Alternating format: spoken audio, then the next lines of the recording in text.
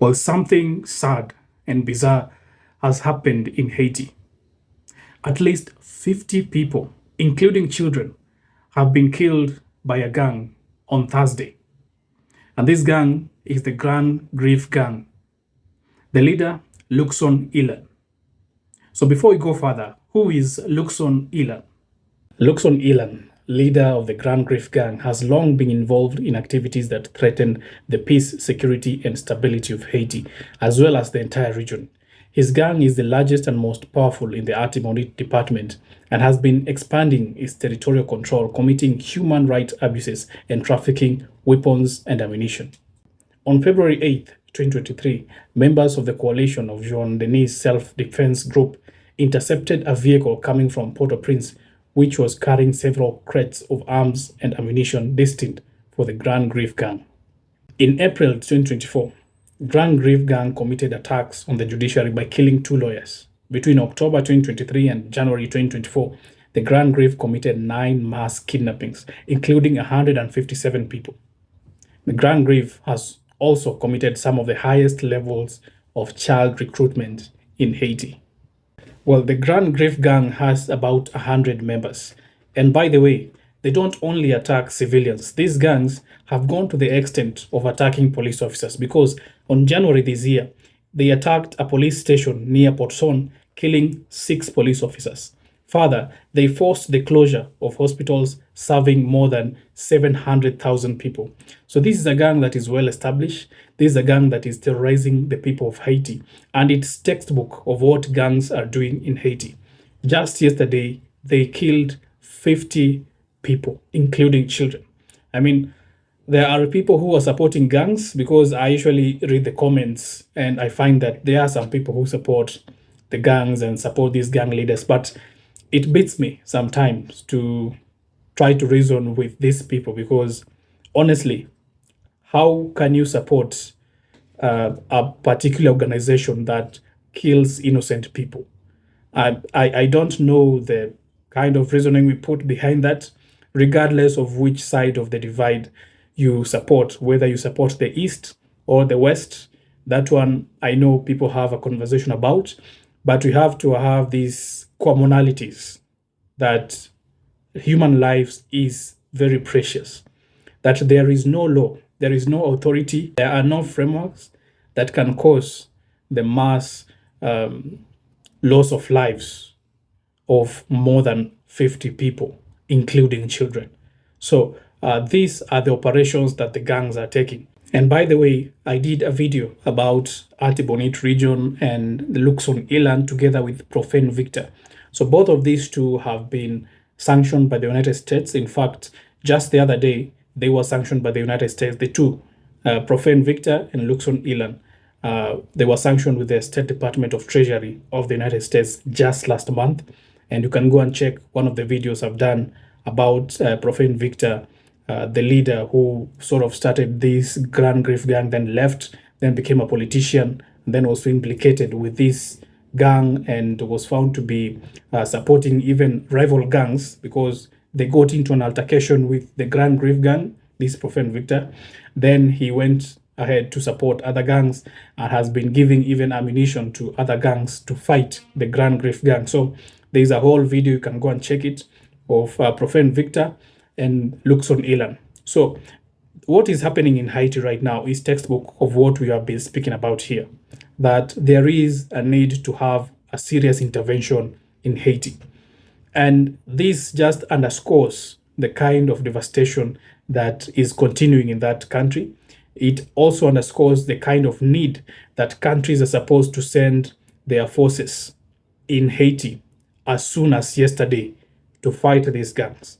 We know that the MSS forces is not yet that capable to fight these gangs. We cannot blame the MSS forces at this point because there are only 400 police officers, 392 from Kenya and about 24 from Jamaica and 2 police officers from Belize. So these armed officers are still not enough to quell the kind of insurgency that is in Haiti.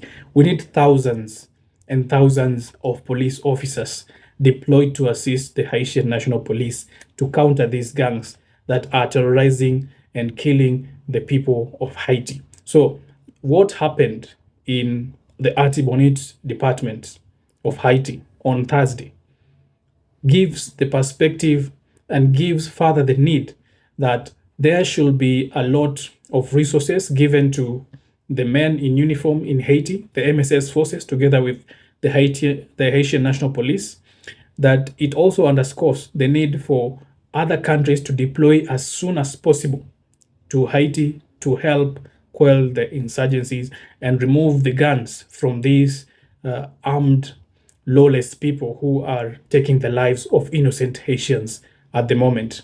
We also have to speak about where these arms are coming from. We have to speak about the point of exit of these arms. And we know that most of these arms are coming from the United States of America. There is a need for the US to make sure that they stop the illegal smuggling of guns from their country into Haiti and into other countries in the Caribbean that aid such gangs to do the kind of atrocities that they are doing. So all hands are supposed to be on deck.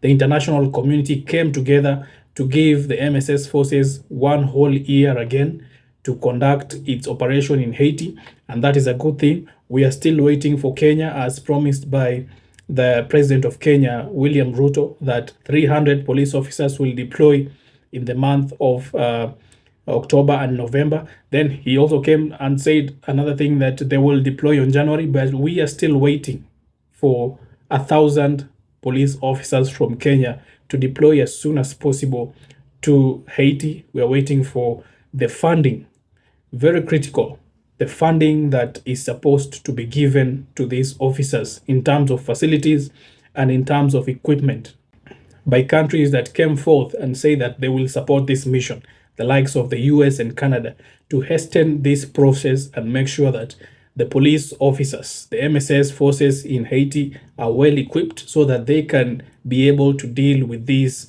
gangs as soon as possible. There is no way that the government of the day should be coerced to go and have a conversation with such people who are causing a lot of pain to humanity. It doesn't really make sense for someone to conduct such atrocities and then come and say that let us sit on the table and negotiate. You cannot negotiate with someone whose blood has already been spilled. There is a need for these people to be apprehended. There is a need for effective force to be used against these people so that they should stop the kind of atrocities that they are doing against humanity in Haiti. One last thing. The Dominican Republic is the immediate neighbor to Haiti in the Hispaniola Peninsula. It is very important for the Dominican Republic to relax its laws and allow Haitians that are seeking asylum to go to that country and seek asylum as per the international law.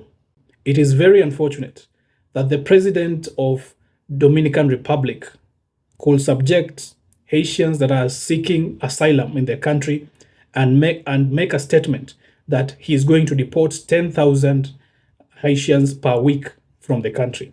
It is unfortunate that you are subjecting these people to go back to the atrocities that they are facing. Literally, you're putting them back to the chaos and the killings that are happening in that country. These are people who are seeking a life. These are people who are trying to these are people who are escaping the kind of atrocities that we are reporting here today. Therefore, it is very important for the international community to put pressure on the Dominican Republic to accept Haitians that are fleeing their country to seek asylum in the Dominican Republic. It is by no any law that a country can deny people asylum, because that is written under the UN laws, under the international law, that a country has to accept people who are fleeing violence from a neighboring country or any other country. So the Dominican Republic has to own up and has to abide by the international law to accept people who are fleeing asylum from Haiti. We are shy of saying that there is some undertone of racial prejudice from the kind of laws that we are seeing being implemented in the Dominican Republic. Therefore, we ask the Dominican Republic government to ensure that they accept the Haitians that are fleeing conflict, that they grant them asylum and give them the basic needs of human life as per the UN laws.